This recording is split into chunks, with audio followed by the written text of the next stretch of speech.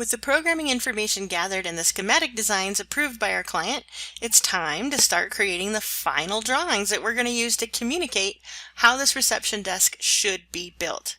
That means we need 2D drawings of a front, left side, right side, back side, and top view of the reception desk. Typically, these are elevations. It wouldn't hurt to have a 3D model of this desk as well. The overall goal is to create visual drawings that a carpenter can use so that he can build the object and not ask you, the designer, a lot of questions. Now you can use any software that you like in order to get 2D or 3D drawings. I personally like using AutoCAD for the 2D drawings because it's easy to draw with, and it's also easy to put dimensions and callouts onto the line work. For those of you in my class, I'm using the ID template to complete this exercise. I'm also using the E-layers in the layer manager that we typically use for elevation. So right up here in the layers property, I'm coming over here, and here are the E's that I'm going to be working with to draw the line work. I like using SketchUp for the 3D model because it's easy to build with, and it helps me really think about what materials and thicknesses I'm working with. So with the software figured out, the first thing that I want to do is find that pre-drawn cross-section. That's going to help me formulate how my design is actually going to be structured and built. What I do is I compare it to my own conceptual sketch and start seeing if there are similarities between the two. If the cross-section is too far off from your own sketches, if it doesn't feel like it's matching up, it doesn't look right, then ditch it and find another one. Sometimes it's a little hard to find the perfect cross-section example, and you have to combine a couple cross-sections together to create something closer to your design. But you know what? This one right here is really close. It has the regular desk height and the transaction counters. I might need to make some changes like different heights and different widths of things. I need to add like my floating countertop, you know, little things like that. But bottom line, please do not start from scratch. Find some kind of cross-section or illustration. I mean, it could even be something that you get from IKEA. Just something that helps you get started. You don't have to invent any wheels here. And then all you have to do is simply add, subtract, or change things up as you need to. Now it's time to get started with drawing, and I typically start with the 2D drawings, mostly because they're great guides to have when you're developing the 3D model. And so as you can see, what I've done is I've already laid out the evolution of how I approach the elevations. I typically only draw in one area. I don't usually do this. This is just for demonstration purposes. So when I first approach it, I just get some basic widths and heights drawn in AutoCAD. So here you can see this is where the 42-inch transaction counter height will be. This is where the 30-inch counter height will be, and here is the floor.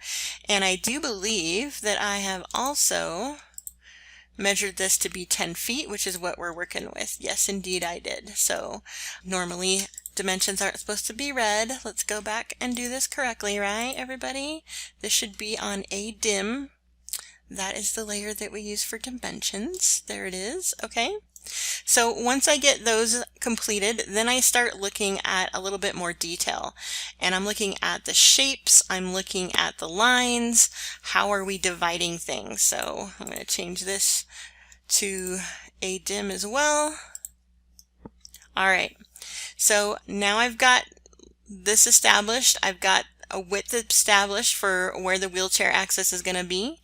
And then I keep evolving it by giving thicknesses to things. Now I'm adding a toe kick, and now I'm cleaning it up even a little bit more. And I've got that floating countertop going on for the transaction.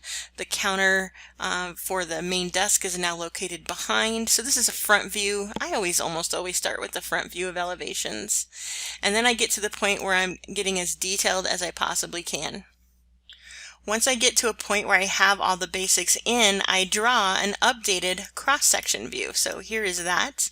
When I draw this, I'm using that original cross-section, and I'm also looking at how I can get it to match up to my own drawing. So here you can see that I'm drawing it in a way that actually aligns with my elevation. This is so important to make sure that you have everything aligned correctly.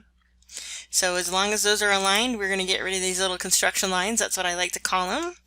And you can see everything that I've been working with is basically included.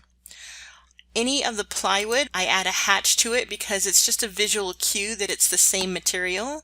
And here I have a different hatch for the hardwood section of the drawer front.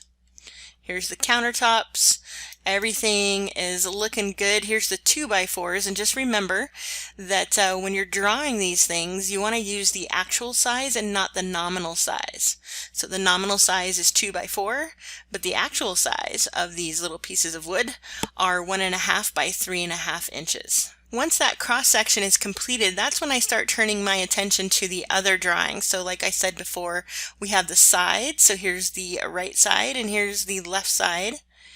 And then here's the back side of that in elevation. So the countertop going straight across, the pencil drawers underneath, and we still see the floating countertops on the top. Next is the top view, and this is really important for the floor plan. I want to know kind of what's going on. This is my chance to also check like what the dimensions are going to be. So just seeing what everything is going to be overall. And then what I usually do is once I get that top view created, I come over here to the floor plan and I actually insert it in. And then I'm also looking at clearances for how to actually use it. I'm making sure that I'm mindful of this 3-foot clear space that the doctor wanted, and that's looking pretty good. With the line work drawn, the next step is going to be to add dimensions and callouts. So remember that when you're working with the ID template, whatever your viewport ends up being scaled to in paper space, that's the same dimension or textile name that you should use in model space. So I do already have some of the elevations completed. So let's come here to paper space. And here is the front view with everything kind of created. If I click on this viewport, it's scaled to 1/2 inches. So in model space, if I want to add dimensions or callouts, I have to go to the Annotate tab, and then I come here to the Dimension panel, and I just make sure that 1/2 is chosen, because you're going to find if you drop this down that there's all kinds of scales, and I'm not concerned about what the actual size of the text is. I'm concerned about which style. The style has already been sized for you. You just have to choose the right style. So again, just make sure that you find 1/2, and that is what you're using. And then here is where you're going to find the callouts. It's called the leader or multi-leader, and you also want to make sure that that's set to 1/2. You know you have the right scale if the numbers don't look too large and they don't look too small. So just for an example, let's come in here. See how 1 inch kind of looks a little small, but whoa, 1/8 is way too big for that space. So you're looking for just the right fit, just like you see here. There are other various guidelines that you should follow when adding dimensions or callouts.